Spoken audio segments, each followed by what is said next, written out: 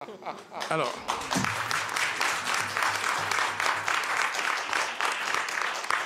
les Congo avec sa population, les Congo avec sa superficie, les Congo avec ses territoires, avec ses voisins. Je me pose la question, qu'est-ce qui se passe? J'ai animé une conférence à l'université de Harvard en avril de l'année dernière avec le président ghanéen.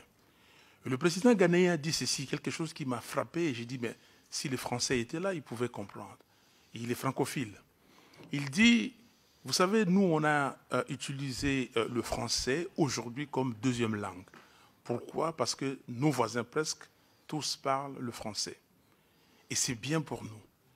Je me demande si la France avait une vision avec la francophonie, quel est le pays qu'on doit utiliser pour ça? Quel est le pays qui peut avoir l'influence? Mais je me pose la question, pourquoi Kagame? Aujourd'hui, on tue au Congo, à Béni. J'ai passé la fête des nativités à Béni avec les chants de Béni. À Béni et les environs de Béni, à Nitouri, au Tanganyika, tout le Nord Kivu, le Sud Kivu, on tue. Je vous donne un chiffre. Aujourd'hui, dans l'armée congolaise, qu'on appelle les FARDC, les Forces armées de la République démocratique du Congo, il y a 300 officiers Tutsis. Je n'ai rien à voir, je n'ai pas de problème. Moi, j'ai grandi avec les Rwandais.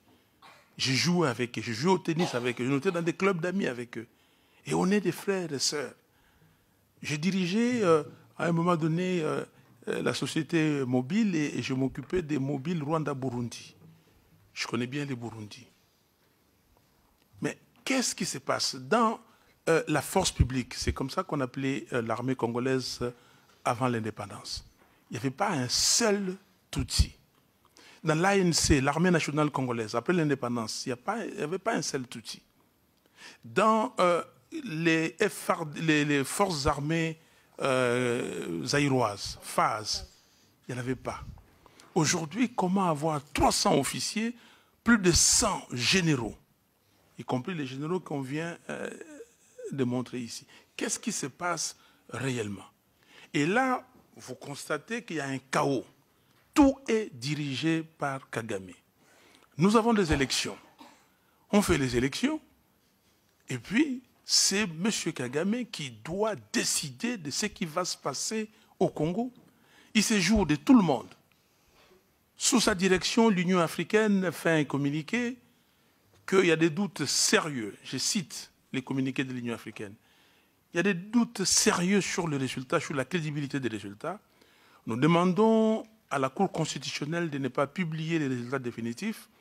Nous envoyons une mission de haut niveau, composée de chefs d'État et de chefs de gouvernement, pour mettre toutes les parties prenantes ensemble et trouver une solution. Et puis, Kabila envoie des gens chez Kagame, il joue un coup, et il touche une boule, paf, et lui n'est pas là. Mais c'est les autres. Donc, je dis, ce qui se passe aujourd'hui, c'est qu'on est en train de préparer un chaos au niveau de la région. On est en train de préparer un chaos qui va venir et la communauté internationale va dire qu'on n'a pas vu venir. Non. Regardez cette population avec la croissance qu'il y a. Rappelez-vous de ce qui s'est passé ici à Paris, le vendredi 28 février, la semaine dernière, la semaine avant, pardon. À la gare de Lyon, ce qui s'est passé, on a dit beaucoup de choses. Personne ne peut soutenir la violence. Nous sommes tous contre la violence. Mais à un moment donné, les gens se laissent prendre. Ce qui s'est passé ici, c'est ce qui devait se passer au Congo. Mais les jeunes gens se sont dit, ici c'est un état de droit. Le pire que je peux connaître, c'est que je sois emprisonné. Mais on ne va pas me tuer. Et si au Congo, il n'y avait pas un régime dictatorial, ça se serait passé tous les jours comme ça, et c'est ce qui s'est passé. Et les autorités françaises ne veulent pas tirer des leçons. Les médias ont essayé de survoler la question, ce qui s'est passé le vendredi 28. Mais ils ne sont pas entrés dans le détail pour savoir qu'est-ce qui se passe. Donc, moi, ce que j'ai dit, c'est courage que vous avez pris pour organiser ces colloques. Je vous remercie. Mais Je demande, quelle est la suite? Qu'est-ce que nous devons faire? Le ministre des Affaires étrangères français, M. Jean-Yves Le Drian, a dit, oui, c'est Martin Fayulu qui a gagné l'élection présidentielle. Quelques jours après, il dit, ce qui s'est passé au Congo, c'est un compromis à l'africaine. Qu'est-ce qui se passe? Alors, pourquoi nous ne voulons pas prendre nos responsabilités? Moi, je dis ceci, si on ne prend pas ces responsabilités aujourd'hui, demain, vous allez mettre à feu et à sang toute la région des Grands Lacs. Et ce ne sera pas simplement la région des Grands Lacs. Kinshasa, c'est une ville qui a aujourd'hui 15 à 17 millions d'habitants. Le Congo-Brazzaville, dans son ensemble, a 5 millions. On ne pourra pas contenir tous ceux qui viendront de Kinshasa. L'Angola, 30 millions, et ça va déborder. La Zambie, ça va se déborder. Ces jeunes Congolais d'aujourd'hui ne sont pas comme nous. Ne sont pas comme nous. Nous, on a une sorte de retenue de nous-mêmes. Mais ces jeunes gens qui ont grandi ici, qui ont des difficultés ici, demain, ils voudront savoir qu'est-ce qui se passe dans le pays de mes parents. Et ils vont aller là-bas et vous allez causer des problèmes. Nous sommes des frères, sœurs, avec nos frères et sœurs rwandais, burundais, ougandais, tanzaniens, angolais et les autres. Ne nous mettez pas à porte-à-faux. S'il y a des gens qui veulent se faire de l'argent, mais qui trouvent le moyen de faire de l'argent, on peut le faire différemment et tout le monde pourra mieux gagner ou bien gagner, pas en prenant les ressources. Parce que tout le problème, c'est quoi? Ce sont les ressources du Congo. Mais pourquoi? Et Charles Onana le démontre bien dans son livre. Et j'ai fait, moi, et je trouve ça très grave. Je vais dans les FNAC pour chercher ces livres. Vous voyez que dans les FNAC, ce livre est caché. J'étais à la FNAC de Champs-Élysées. Je regarde dans tous les rayons. On me dit qu'il n'y a pas de livres. Et je vais, le monsieur ou la dame regarde dans son ordinateur et dit que non, je vois 2 ici. Je dis, madame, vous devez chercher. J'ai passé 2 heures, on m'a trouvé les livres. Mais en plus, elle a quand même trouvé un autre, 3. Donc, vraiment, aider les Congos, aider la région des Grands Lacs, aider le monde.